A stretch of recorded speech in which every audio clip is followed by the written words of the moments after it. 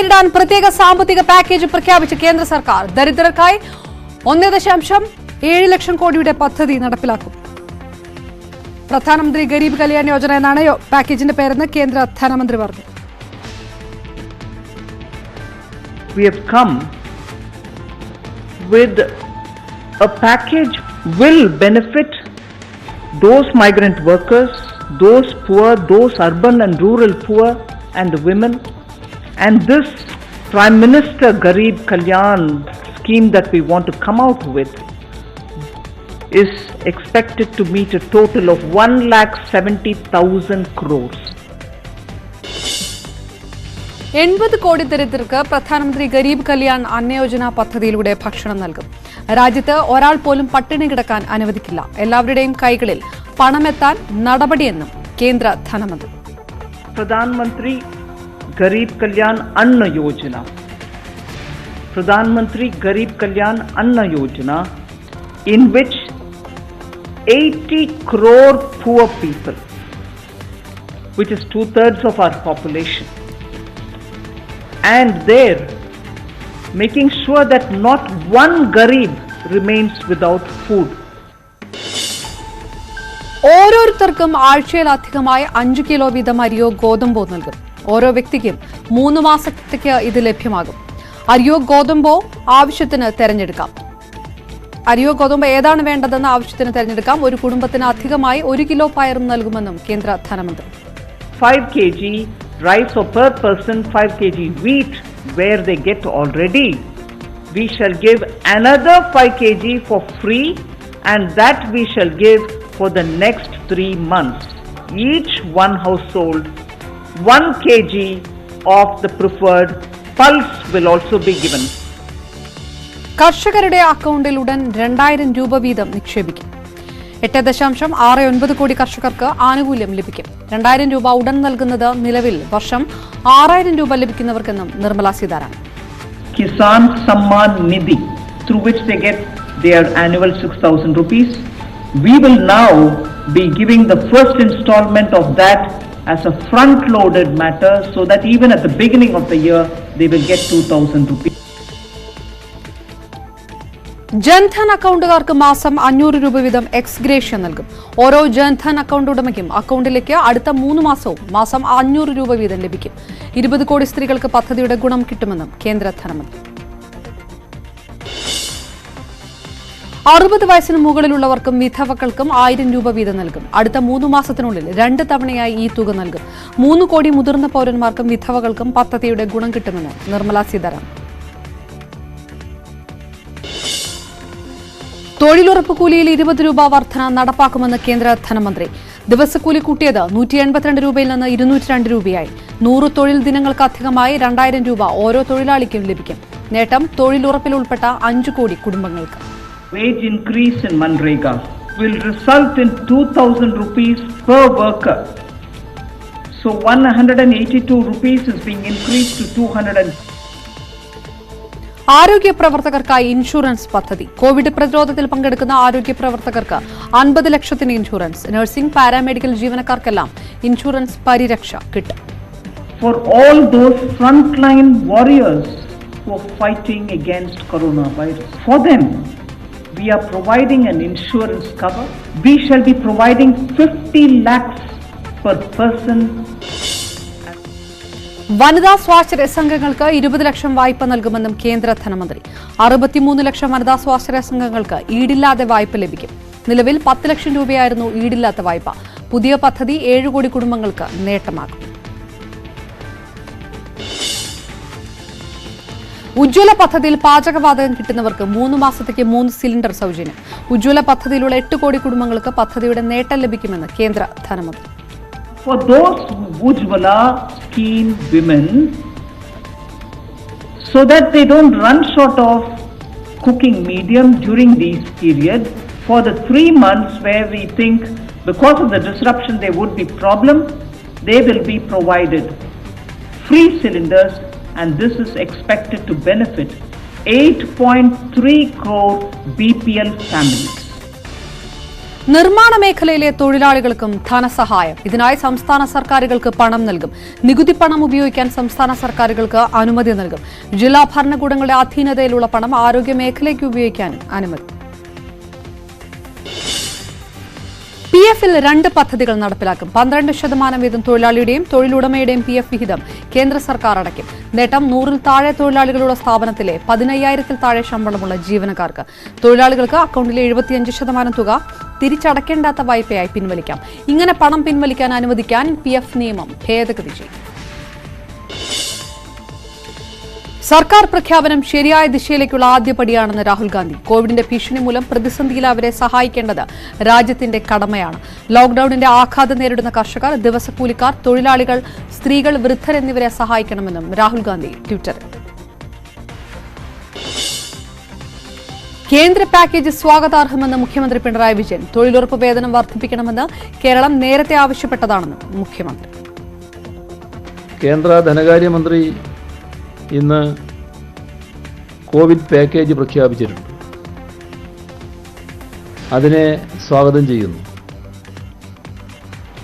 തൊഴിലുറപ്പ് പദ്ധതിയുടെ വേതനം വർദ്ധിപ്പിക്കുന്നതുൾപ്പെടെ കേരളം നേരത്തെ ആവശ്യപ്പെട്ടിരുന്നു. നാം ഏറ്റെടുത്ത കോവിഡ് പ്രതിരോധ പ്രവർത്തനങ്ങൾക്ക് സഹായകരമായ രീതിയിൽ കേന്ദ്ര പാക്കേജിനെ ഉപയോഗിക്കാമെന്നാണ് കരുതുന്നത്. നിർമ്മലാ സീതാരാമൻ പ്രഖ്യാപിച്ച പാക്കേജ് പൊതുവെ സ്വാഗതാർഹമാണെങ്കിലും സംസ്ഥാനങ്ങൾക്ക് അവഗണനയാണെന്ന് ധനമന്ത്രി ഡോക്ടർ തോമസ് ഐസക്. സംസ്ഥാന സർക്കാരുകളെ സഹായിക്കാൻ നടപടിയില്ലെന്നും തോമസ് ഐസക്. ഇന്നത്തെ പ്രഖ്യാപനത്തിന്റെ ഏറ്റവും വലിയ ദൗർബല്യം സംസ്ഥാനങ്ങളെ അവഗണിക്കുന്നുള്ളതാണ്. ഇന്ന് പറഞ്ഞ കാര്യങ്ങളൊക്കെ നടപ്പാക്കേണ്ടത് സംസ്ഥാന സർക്കാരുകൾ വഴിയാണ്. അപ്പോൾ സംസ്ഥാനവും കേന്ദ്രവും സഹകരിച്ച് ഇക്കാര്യത്തിൽ നിൽക്കേണ്ടതാണ്. കേന്ദ്രത്തിൽ മതി, സംസ്ഥാനം ഒന്നും ഇന്ത്യ വേണ്ട എന്ന ചിന്തയാണോ കേന്ദ്ര സർക്കാരിനെ നയിച്ചുകൊണ്ടിരിക്കുന്നത്? സംസ്ഥാനങ്ങൾ എന്ന് പറയുന്ന ഒരു സംവിധാനം, പഞ്ചായത്ത് പോലെ സംസ്ഥാനങ്ങൾ ഇന്ത്യയിലുണ്ട് എന്ന് ചിന്തിക്കാത്ത ഒരു സമീപനം. ഇതാണ് ഏറ്റവും പ്രതിഷേധാർഹം. കേന്ദ്രവും സംസ്ഥാനവും യോജിച്ചു നിന്ന് ഈ ആപത്തിനെ നേരിടണം. അതിനുതകുന്ന ഒരു സാഹചര്യം സൃഷ്ടിക്കണം. കടമെടുക്കാൻ സംസ്ഥാനങ്ങൾക്കും അനുമതി നൽകണമെന്ന് ധനമന്ത്രി. സംസ്ഥാന സർക്കാരുകളുമായി ചർച്ച നടത്തി സഹായ പദ്ധതി ഉയർത്തണം. സംസ്ഥാന സർക്കാരിന്റെ ധനക്കമ്മി വർദ്ധിപ്പിക്കാൻ അനുവദിക്കണം. ഇങ്ങനെ പോയാൽ ശമ്പളം തന്നെ ചോദ്യം ചെയ്യപ്പെടുമെന്നും തോമസ് ഐസക്.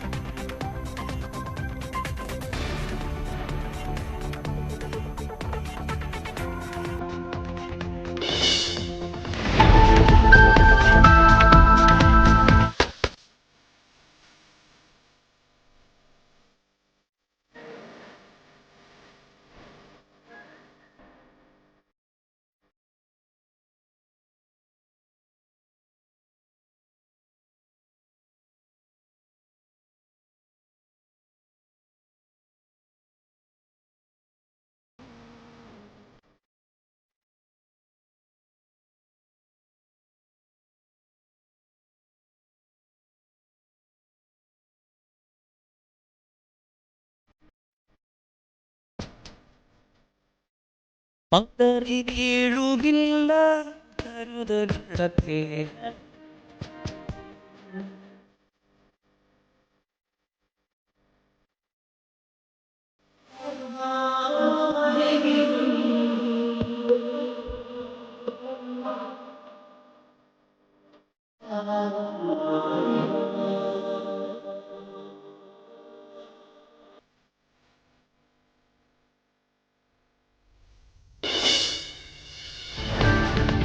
സംസ്ഥാനത്ത് 19 പേർ കൂടി കോവിഡ് ബാധ സ്ഥിരീകരിച്ചു. ചികിത്സയിലുള്ളവരുടെ എണ്ണം 126 ആകെ വൈറസ് ബാധിച്ചത് 138 പേർക്ക്.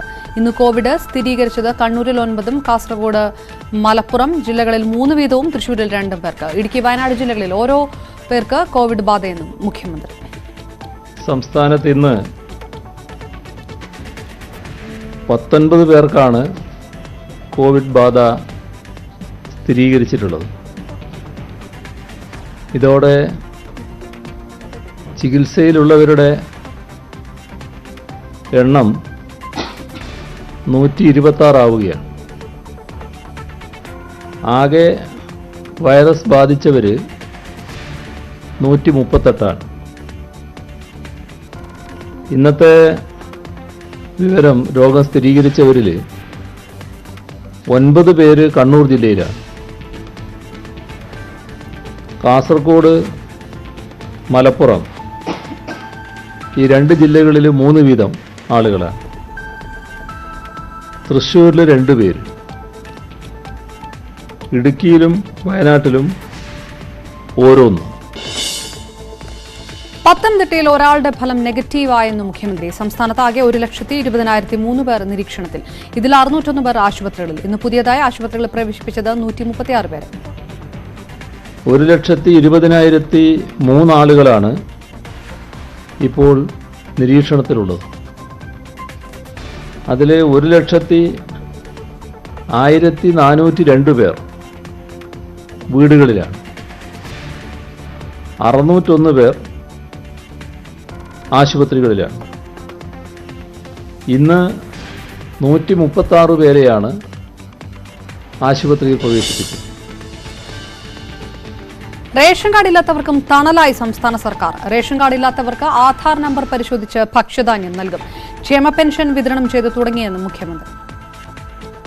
അപ്പോൾ സ്വന്തമായി റേഷൻ കാർഡ് ഇല്ലാത്തവർക്കും റേഷൻ കടകൾ വഴി ഭക്ഷ്യധാന്യം നൽകുന്നതിനുള്ള നടപടിയാണ് ഭക്ഷ്യവകുപ്പ് സ്വീകരിക്കുന്നത്.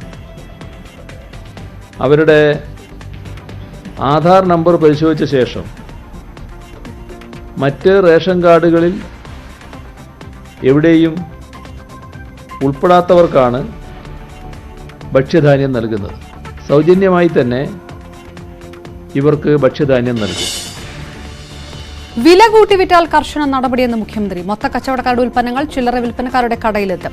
ആദ്യ ദിവസത്തെ പ്രശ്നങ്ങൾ പൂർണ്ണമായും പരിഹരിക്കാൻ കഴിയും. 3-4 മാസത്തേക്ക് വേണ്ട സാധനങ്ങൾ സ്റ്റോക്ക് ചെയ്യേണ്ടി വരും. മറ്റ് സംസ്ഥാനങ്ങളിൽ നിന്ന് സാധനങ്ങൾ കൊണ്ടുവരുന്നതിന് തടസ്സമില്ലെന്നും മുഖ്യമന്ത്രി. ഹോൾസെയിലുകാരുടെ സാധനങ്ങൾ റീറ്റെയിലുകാരുടെ കടയിലെത്തുന്നതിന് ഒരു തടസ്സവും ഉണ്ടാകില്ല. 3-4 മാസങ്ങളിലേക്ക് വേണ്ട സാധനങ്ങൾ സ്റ്റോക്ക് ചെയ്യലാണ്. ന്യായമായ വിലക്ക് തന്നെ സാധനങ്ങൾ കൊടുക്കാനാകണം. വ്യാപാരി സമൂഹം നല്ല മുന്നൊരുക്കത്തോടെയാണ് കാര്യങ്ങൾ നീക്കുന്നത്. പ്രത്യേകിച്ച് ചിലയിടങ്ങളിൽ ചില സാധനങ്ങൾക്ക് വില കയറ്റിയ കാര്യം, അത്തരം കാര്യങ്ങളിൽ കർക്കശ നടപടി സ്വീകരിക്കേണ്ടതായിട്ട് വരും. ചിലയിടങ്ങളിൽ പോലീസ് അതിരുവിടുന്നത് ശ്രദ്ധയിൽപ്പെട്ടിട്ടുണ്ടെന്ന് മുഖ്യമന്ത്രി. ചിലരുടെ മോശം പ്രവൃത്തി എല്ലാവരെയും ബാധിക്കും. അവശ്യ സാധനങ്ങൾ വാങ്ങാൻ പോകാൻ ജനത്തിന് അവകാശമുണ്ട്. അങ്ങനെ പോകുന്നവരെ തടയാൻ പാടില്ല. ജനങ്ങളുടെ അനാവശ്യ സഞ്ചാരങ്ങളും കറങ്ങി നടക്കലും ഒഴിവാക്കിയേ പറ്റൂ എന്നും പിണറായി. കർക്കശമായ സമീപനം ഈ ഘട്ടത്തിൽ സ്വീകരിക്കേണ്ടതായി വരും. അത് നല്ല നിലക്ക് തന്നെ ജനങ്ങളോട് കാര്യങ്ങൾ പറഞ്ഞ് മനസ്സിലാക്കിയും മറ്റും നിലപാടുകളിൽ അയവില്ലാതെ നല്ല പെരുമാറ്റത്തോടെ നിർവഹിക്കാൻ പോലീസിന് പൊതുവിൽ കഴിഞ്ഞിട്ടുണ്ട്. എന്നാൽ ചിലയിടങ്ങളിൽ ചിലർ അതിര് വിടുന്നുവെന്ന ആക്ഷേപം ഉയർന്നു വന്നിട്ടുണ്ട്. ഇതൊക്കെ നമ്മുടെ സംസ്ഥാനത്തെക്കുറിച്ചുള്ള പൊതുമതിപ്പിന് ചേരാത്തതാണ്. ഏതെങ്കിലും ചിലർ ഇത്തരം രീതികൾ സ്വീകരിച്ചാൽ നല്ല പ്രവർത്തനങ്ങൾ നടത്തുന്ന പോലീസുകാരടക്കം അവമതിപ്പിനിരയാവുകയാണ് ചെയ്യുന്നത്. അതുകൊണ്ട് അത്തരത്തിലുള്ള നീക്കങ്ങൾ പൂർണ്ണമായും ഒഴിവാക്കേണ്ടതാണ് എന്ന് നിർദ്ദേശം നൽകിയിട്ടുണ്ട്. കോവിഡ് പ്രവർത്തനങ്ങൾ ഏകോപിപ്പിക്കാൻ സംസ്ഥാനത്ത് 2,35,000 പേരുടെ സന്നദ്ധ സേന രൂപവൽക്കരിക്കും. 22 മുതൽ 40 വയസ്സ് വരെയുള്ളവരാണ് സേനയിലുണ്ടാവുക. പഞ്ചായത്തിൽ 200 പേർ വീതവും നഗരസഭകളിൽ 500 പേർ വീതവും കോർപ്പറേഷനുകളിൽ 750 വീതവുമാണ് സേനയിൽ ഉണ്ടാവുകയെന്ന് മുഖ്യമന്ത്രി പിണറായി വിജയൻ. ആവേശകരമായൊരു കാര്യം, നമ്മുടെ സംസ്ഥാനത്ത് 1465 യുവ വളണ്ടിയർമാരെ ഈ ആശുപത്രിയിലുള്ള അല്ലെങ്കിൽ ഒറ്റപ്പെട്ട് കഴിയുന്ന ആളുകളെ സഹായിക്കാനുള്ള അവരുടെ കൂട്ടിരിപ്പിന് തയ്യാറായി നമ്മുടെ യുവജന കമ്മീഷൻ തയ്യാറാക്കിയിരിക്കുന്നു എന്നതാണ്. സന്നദ്ധ പ്രവർത്തകർ ഭക്ഷണവും ഭക്ഷ്യവസ്തുക്കളും വീടുകളിൽ എത്തിച്ചു കൊടുക്കണം. മറ്റ് സംവിധാനങ്ങളിൽ നിന്ന് വിട്ടുപോയവരെ കണ്ടെത്തി സഹായിക്കണം. പ്രാദേശികമായി ഉൽപ്പാദിപ്പിക്കുന്ന സാധനങ്ങളും വിതരണം ചെയ്യണം. എല്ലാ സന്നദ്ധ സേനാംഗങ്ങൾക്കും തിരിച്ചറിയൽ കാർഡ് നൽകുമെന്നും യാത്രാ ചെലവ് തദ്ദേശ സ്ഥാപനങ്ങൾ വഹിക്കും. 1465 യുവ വോളണ്ടിയർമാർ ആശുപത്രികളിൽ ഒറ്റപ്പെട്ടവരുടെ കൂട്ടിരിപ്പിന് തയ്യാറായെന്നും മുഖ്യമന്ത്രി. കോവിഡിനെ നേരിടാൻ സർക്കാർ ആശുപത്രിക്ക് പുറമേ ഉള്ള സാധ്യത തേടുമെന്നും മുഖ്യമന്ത്രി. സ്വകാര്യ ആശുപത്രികളിൽ 69,432 കിടക്കകൾ, 716 ഹോസ്റ്റലുകളിൽ 15,333 മുറികൾ എന്നിവയുണ്ട്. ഹോസ്റ്റലുകളിൽ അറ്റകുറ്റപ്പണികൾ നടത്തിവരുന്നു. സംസ്ഥാനത്താകെ 15,433 വാർഡ് തല സമിതികൾ പ്രവർത്തിക്കുന്നുവെന്നും മുഖ്യമന്ത്രി. ഗ്രാമതലത്തിൽ 2007 കെയർ സെന്ററുകൾക്ക് സ്ഥലം കണ്ടെത്തി. നഗരങ്ങളിൽ 3,452 വാർഡ് സമിതികൾ. മനസ്സുകൊണ്ട് എല്ലാവരും കോവിഡ് ബാധിതർക്കൊപ്പമുണ്ടെന്ന് മുഖ്യമന്ത്രി. പ്രവാസികൾ മാത്രമല്ല, സംസ്ഥാനത്ത് നിന്ന് ജോലിക്കും പഠനത്തിനും പോയവരും വരാൻ ആഗ്രഹിക്കുന്നു. അതിഥി തൊഴിലാളികളെ വാടക കെട്ടിടത്തിൽ നിന്ന് ഇറക്കിവിടാൻ അനുവദിക്കില്ല. അവർക്ക് ഉചിതമായ താമസ, ഭക്ഷണ, വൈദ്യസഹായം ഒരുക്കും. അടിയന്തരമായി പരിഹാരം നൽകാൻ ജില്ലാ കളക്ടർമാർക്ക് നിർദ്ദേശം നൽകിയെന്ന് മുഖ്യമന്ത്രി.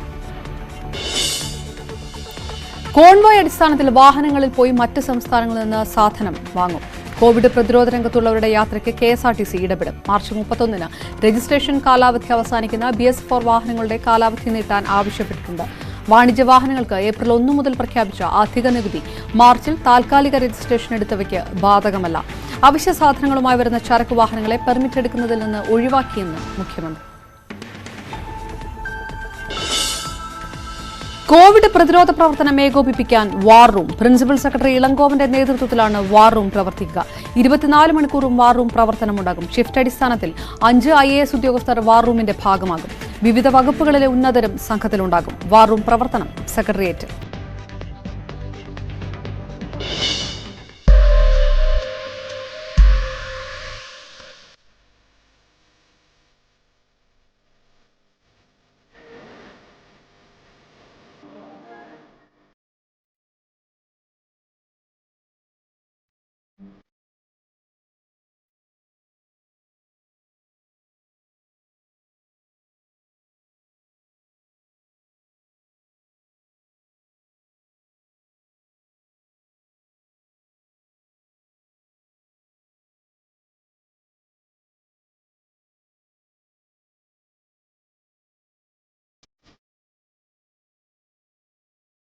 മൗതയ്ക്ക് കീഴുകില്ല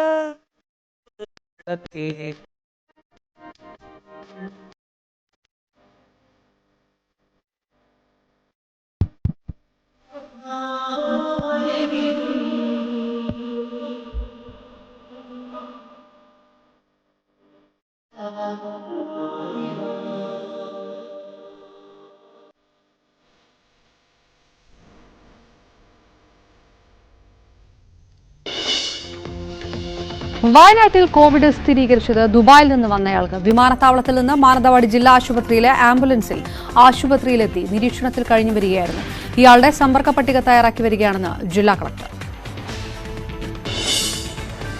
രാജ്യത്ത് കോവിഡ് ബാധിച്ച് മരിച്ചവരുടെ എണ്ണം 13ആയി. ജമ്മുകാശ്മീരിലെ ശ്രീനഗറിൽ 65 വയസ്സുകാരൻ വൈറസ് ബാധിച്ചു മരിച്ചു. 657 പേരാണ് ചികിത്സയിലുള്ളത്. ഡൽഹിയിൽ മൊഹല്ല ക്ലിനിക്കിലെ ഡോക്ടർക്ക് കോവിഡ് സ്ഥിരീകരിച്ചതോടെ ഡോക്ടറെ സന്ദർശിച്ച 800-ലധികം പേരെ ക്വാറന്റൈൻ ചെയ്തു. അടച്ചുപൂട്ടൽ നിർദ്ദേശം ലംഘിച്ച് നിരവധി നഗരങ്ങളിൽ ജനങ്ങൾ പുറത്തിറങ്ങി. മാർക്കറ്റുകളിലും മറ്റും അകലം പാലിക്കാതെ ജനങ്ങൾ കൂട്ടം കൂടി. പോലീസ് എത്തി ഇവരെ പിരിച്ചുവിടുകയായിരുന്നു. പച്ചക്കറി വണ്ടി നശിപ്പിച്ചതിന് ഡൽഹിയിൽ പോലീസ് കോൺസ്റ്റബിളിനെ സസ്പെൻഡ് ചെയ്തു.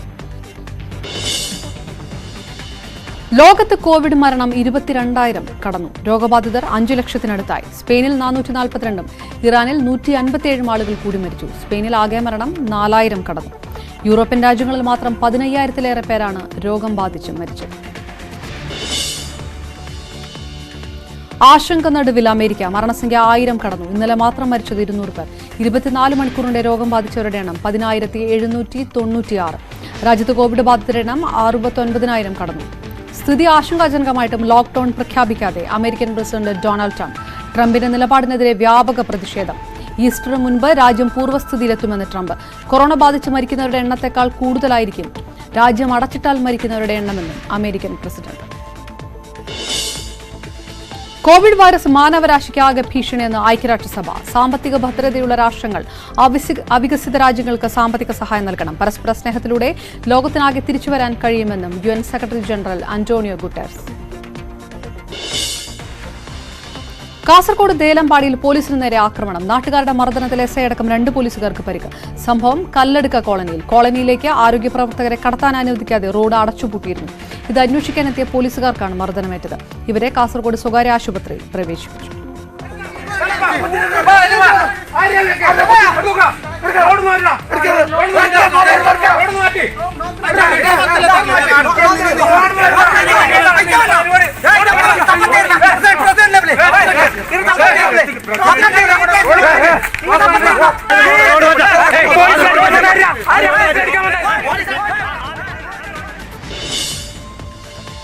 ജനം അനാവശ്യമായി വീടിന് പുറത്തിറങ്ങാതിരിക്കാൻ ജാഗ്രത ശക്തമാക്കി പോലീസും ജില്ലാ ഭരണകൂടങ്ങളും. ജില്ലാ അതിർത്തികളിലും നഗരങ്ങളിലേക്കുമുള്ള പ്രവേശന കവാടങ്ങളിലും കർശന പരിശോധന. നിയമം ലംഘിക്കുന്നവർക്കെതിരെ നടപടി ശക്തമാക്കി. ഇന്നും സംസ്ഥാനത്തൊട്ടാകെ നിരവധി വാഹനങ്ങൾ പിടിച്ചെടുത്തു. അവശ്യമേഖലയിൽ പണിയെടുക്കുന്ന ശുചീകരണ തൊഴിലാളികളെ തടയരുതെന്ന് പോലീസിന് DGP ലോക്നാഥ് ബെഹ്റയുടെ നിർദ്ദേശം. വാഹന പരിശോധന നടത്തുന്ന പോലീസുകാർ ഇനി കയ്യുറയും മാസ്കും ഉപയോഗിക്കും. ബ്രീത്ത് അനലൈസർ ഉപയോഗത്തിനും കർശന വിലക്ക്. കൊണ്ടോട്ടി നഗരസഭാ സെക്രട്ടറിക്ക് പോലീസ് മർദ്ദനം. കൂട്ടം കൂടി നിൽക്കുന്നവരാണെന്ന് കരുതി പെട്രോളിംഗിനിറങ്ങിയ കൊണ്ടോട്ടി SI ചൂരൽ കൊണ്ടടിക്കുകയായിരുന്നു. അടികൊണ്ടത് നഗരസഭാ സെക്രട്ടറി ബാബുവിന്. ചെയർപേഴ്സൺ KC ഷീബ അടക്കമുള്ളവർ ഓടി രക്ഷപ്പെട്ടു. നഗരത്തിലെ കടകൾ അവശ്യ സാധനങ്ങൾക്ക് വില ഉയർത്തി എന്ന പരാതി അന്വേഷിക്കാനാണ് സെക്രട്ടറിയും ചെയർപേഴ്സണും എത്തിയത്. അബദ്ധം മനസ്സിലാക്കിയ SI ക്ഷമ ചോദിച്ചെങ്കിലും പരാതി നൽകി ചെയർപേഴ്സൺ. SIക്കെതിരെ വകുപ്പ് തല അന്വേഷണം നടത്തി തീരുമാനമെടുക്കുമെന്ന് യോഗശേഷം DYSP. കോവിഡ് നിയന്ത്രണങ്ങൾ ലംഘിക്കുന്നവരെ നേരിടാൻ വ്യത്യസ്ത ശിക്ഷാരീതിയുമായി രാജസ്ഥാൻ പോലീസ്. പ്രതാപ് ഘട്ടിൽ റോഡിലിറങ്ങിയ യുവാക്കൾക്ക് ശിക്ഷ തവളച്ചാട്ടം. നിയന്ത്രണങ്ങൾ ലംഘിക്കുന്നവരെ പോലീസ് മർദ്ദിക്കുന്നുവെന്ന പരാതിയെ തുടർന്നാണ് ഇത്തരം ശിക്ഷാരീതി. ക്ഷേമ പെൻഷനുകൾ വിഷുവിന് മുൻപ് കുടിശ്ശിക തീർത്ത് വിതരണം ചെയ്യുമെന്ന് തദ്ദേശ മന്ത്രി AC മൊയ്തീൻ. അടിയന്തരമായി 2 മാസത്തെ പെൻഷൻ നൽകും. ഇക്കാര്യത്തിൽ സാമ്പത്തിക പ്രതിസന്ധി കാര്യമാക്കുന്നില്ല. കുടുംബശ്രീ ജനകീയ ഹോട്ടൽ ഏപ്രിൽ തുടങ്ങുമെന്നും AC മൊയ്തീൻ ന്യൂസ് 18നോട്. കമ്മ്യൂണിറ്റി കിച്ചൺ നടത്തിപ്പിന് മാർഗനിർദ്ദേശങ്ങൾ പുറത്തിറക്കി സർക്കാർ. 23.64 കോടി രൂപ നീക്കിവെച്ചു. കുടുംബശ്രീയുടെ കാറ്ററിംഗ് സംവിധാനങ്ങളും ക്യാന്റീൻ, ഓഡിറ്റോറിയങ്ങൾ, ഹോസ്റ്റലുകൾ, പാചകക്കാർ എന്നിവയും പദ്ധതിക്കായി ഉപയോഗിക്കാം. എല്ലാ തദ്ദേശ സ്ഥാപനങ്ങളും കുറഞ്ഞത് ഒരു കമ്മ്യൂണിറ്റി കിച്ചൺ തുടങ്ങണം. ഒരിടത്ത് 500 മുതൽ 1000 പേർക്കുള്ള ഭക്ഷണം ഉണ്ടാക്കും. ഉച്ചയൂണ് 20 രൂപയ്ക്ക് നൽകും. നിർധനർ, അഗതി കുടുംബങ്ങൾ, കിടപ്പ് രോഗികൾ, ഭിക്ഷാടകർ എന്നിവർക്ക് സൗജന്യ ഭക്ഷണം നൽകും. മുഖ്യമന്ത്രി നിർദ്ദേശ യുവജന സന്നദ്ധ സേനയിൽ യൂത്ത് കോൺഗ്രസിനെ മുഴുവൻ സന്നദ്ധ പ്രവർത്തകരും അണിചേരുമെന്ന് സംസ്ഥാന പ്രസിഡന്റ് ഷാഫി പറമ്പിൽ MLA. സന്നദ്ധ സേനയിൽ നാടിനു വേണ്ടി അണിചേരും. പ്രവർത്തനങ്ങളിൽ യൂത്ത് കോൺഗ്രസ് മുന്നിലുണ്ടാകുമെന്നും ഷാഫി പറമ്പിൽ. ഓൺലൈൻ വഴി മദ്യം വിൽക്കുന്നതിൽ തീരുമാനമായിട്ടില്ലെന്ന് എക്സൈസ് മന്ത്രി TP രാമകൃഷ്ണൻ. മദ്യത്തിന് അടിമയായവർ അഡിക്ഷൻ സെന്ററുകളെ സമീപിക്കണം. അഡിക്ഷൻ സെന്ററുകൾ കൂടുതൽ സജീവമാക്കുമെന്നും എക്സൈസ് മന്ത്രി. മദ്യശാലകൾ അടച്ചത് സാമൂഹിക പ്രശ്നമായി മാറുകയാണെന്ന് മന്ത്രി കടകംപള്ളി സുരേന്ദ്രൻ. സ്ഥിരം മദ്യപാനികൾക്ക് മദ്യം കിട്ടാതെയാകുമ്പോഴുണ്ടാകുന്ന ആരോഗ്യ പ്രശ്നങ്ങൾ കോവിഡിനേക്കാൾ മാരകമാകുമോ എന്ന സംശയമുണ്ടെന്ന് മന്ത്രി. മയക്കുമരുന്ന് ഉപയോഗം തടയാൻ കർശന നടപടിയുമായി എക്സൈസ്. മദ്യലഭ്യത ഇല്ലാതായതോടെ മയക്കുമരുന്ന് കച്ചവടം വർദ്ധിക്കുന്നത് തടയാനും കർശന നടപടിയുണ്ടാകും. നേരത്തെ കേസുകളിൽപ്പെട്ടവരെ പ്രത്യേകം നിരീക്ഷിക്കും. അസ്വാഭാവികമായി പെരുമാറുന്നവരെ ലഹരി വിമുക്ത കേന്ദ്രത്തിലേക്ക് മാറ്റും. പഞ്ചായത്ത് മെമ്പർമാർ ഇത്തരം വിവരങ്ങൾ ഉണ്ടെങ്കിൽ എക്സൈസ് വകുപ്പിനെ അറിയിക്കണമെന്നും Kochi excise deputy commissioner Ranjith AS. Thiruvananthapuram നെയ്യാറ്റിൻകരയിൽ ചാരായത്തിനായി തയ്യാറാക്കിയ 1000 ലിറ്റർ കോട എക്സൈസ് സംഘം നശിപ്പിച്ചു. അരങ്കമുകളിലെ വിജനമായ പ്രദേശത്താണ് കോട തയ്യാറാക്കി വെച്ചിരുന്നത്. സംഭവവുമായി ബന്ധപ്പെട്ട് വിളാകത്ത് വീട്ടിൽ അശോകനെതിരെ എക്സൈസ് സംഘം കേസെടുത്തു. നേരത്തെയും ഇയാൾ ചാരായം വാറ്റിയ കേസിൽ പ്രതിയാണ്. ലോക്ഡൌണിനെ തുടർന്ന് പ്രതിസന്ധിയിലായ നെല്ല് സംഭരണം ഉടൻ പുനരാരംഭിക്കും. തീരുമാനം ആലപ്പുഴയിൽ ചേർന്ന മന്ത്രിതല യോഗത്തിൽ. നെല്ല് ശേഖരണത്തിന് ആവശ്യമായ ലോറികൾ എത്തിക്കാൻ നടപടിയെടുക്കുമെന്ന് മില്ലുടമകൾക്ക് ഉറപ്പ് നൽകി സർക്കാർ. വാഹനങ്ങൾക്ക് പ്രത്യേകം പാസുകൾ നൽകും. തൊഴിലാളികൾക്ക് വേണ്ട ആരോഗ്യ സംരക്ഷണം ഉറപ്പുവരുത്തും. വീട്ടിൽ നിരീക്ഷണത്തിൽ കഴിഞ്ഞ ആളുടെ മർദ്ദനത്തിനിരയായ ആശാവർക്കറെ ഫോണിൽ വിളിച്ച് ആശ്വസിപ്പിച്ച ആരോഗ്യമന്ത്രി കെ ശൈലജ. മന്ത്രിയെ ആശ്വസിപ്പിച്ചത് തിരുവനന്തപുരം വാമനപുരം പഞ്ചായത്തിലെ ആശാവർക്കർ ലിസിയെ. അക്രമിക്കെതിരെ ശക്തമായ നടപടിയെടുക്കുമെന്ന് ആരോഗ്യമന്ത്രിയുടെ ഉറപ്പ്. ലിസിയെ വീട് കയറി മർദ്ദിച്ചത് വിദേശത്ത് നിന്ന് നാട്ടിലെത്തിയ വിവരം ആരോഗ്യ പ്രവർത്തകരെ അറിയിച്ചതിന്. പുറത്തൂർ സ്വദേശി വിഷ്ണു ലിസിയുടെ വീട്ടിൽ അതിക്രമിച്ചു കയറി മർദ്ദിച്ചത് തിങ്കളാഴ്ച വൈകിട്ട്. ആരോഗ്യമന്ത്രി നേരിട്ട് വിളിക്കുമെന്ന് പ്രതീക്ഷിച്ചിരുന്നില്ലെന്നും ഇപ്പോൾ ഭയമില്ലെന്നും ലിസി. കോവിഡ് പ്രതിരോധത്തിന് സഹായമെത്തിച്ച് ജനപ്രതിനിധികൾ. ഡോക്ടർമാരുടെയും ആരോഗ്യ പ്രവർത്തകരുടെയും സുരക്ഷയ്ക്കായി ശരീരം മുഴുവൻ മൂടുന്ന പേഴ്സണൽ പ്രൊട്ടക്ഷൻ എക്യുപ്മെന്റ് കിറ്റ്, സ്പർശിക്കാതെ പനി അളക്കാവുന്ന ഇൻഫ്രാറെഡ് തെർമോമീറ്ററുകൾ, N95 മാസ്കുകൾ തുടങ്ങിയവ വാങ്ങാൻ തിരുവനന്തപുരം ജില്ലയ്ക്ക് 80 ലക്ഷം രൂപ അനുവദിച്ച് ശശി തരൂർ MP. വിഷയം പാർലമെന്റിൽ അവതരിപ്പിച്ചാണ് അനുമതി നേടിയത്. 1 കോടി രൂപ വെന്റിലേറ്ററുകൾ വാങ്ങാൻ നൽകിക്കഴിഞ്ഞെന്ന് ഹൈബി ഈഡൻ MP. തൃശൂർ മെഡിക്കൽ കോളേജിനായി 35 ലക്ഷം രൂപ അനുവദിച്ച് രമ്യ ഹരിദാസ് MP. എറണാകുളം ജനറൽ ആശുപത്രി മെഡിക്കൽ കോളേജും ആവശ്യപ്പെട്ടതനുസരിച്ച് പണം കൈമാറിയിട്ടുണ്ടെന്ന് PT തോമസ് MLA. ആവശ്യത്തിന് പണം ചെലവഴിക്കാൻ ഒരുക്കമാണെന്ന് തോമസ് ചാഴിക്കാടൻ MPയും അൻവർ സാദത്ത് MLA. ആവശ്യാനുസരണം പണം വിനിയോഗിക്കാൻ തയ്യാറെന്ന് AM Arif MPയും VK Prashant MLA അറിയിച്ചു. കോവിഡിന് വ്യാജ ചികിത്സ നടത്തിയ വ്യക്തിക്കെതിരെ കേസെടുത്ത് തൃക്കാക്കര പോലീസ്. ചികിത്സ നടത്തിയത് കാസർഗോഡ് മഞ്ചേശ്വരം സ്വദേശി. കോവിഡ് വേഗത്തിൽ മാറ്റാമെന്ന് സമൂഹ മാധ്യമങ്ങളിലൂടെ പ്രചരിപ്പിച്ചായിരുന്നു ചികിത്സ. പ്രതിയെക്കുറിച്ച് വ്യക്തമായ വിവരം ലഭിച്ചിട്ടുണ്ടെന്നും ഉടൻ ഇയാളെ അറസ്റ്റ് ചെയ്യുമെന്നും തൃക്കാക്കര ACP ജിജിമു. ഞായറാഴ്ച പള്ളികളിൽ പ്രാർത്ഥനയ്ക്ക് അനുമതി നൽകണമെന്ന് ഓർത്തഡോക്സ് സഭ. വൈദികർ ഉൾപ്പെടെ പരമാവധി 5 പേർ മാത്രമേ ഒത്തുചേരൂ. വൈദികർക്ക് സ്വന്തം വാഹനങ്ങളിൽ പള്ളിയിലെത്താനും അനുമതി നൽകണം. ഇക്കാര്യങ്ങൾ ആവശ്യപ്പെട്ട് മുഖ്യമന്ത്രിക്ക് കത്ത് നൽകി ഓർത്തഡോക്സ് സഭ.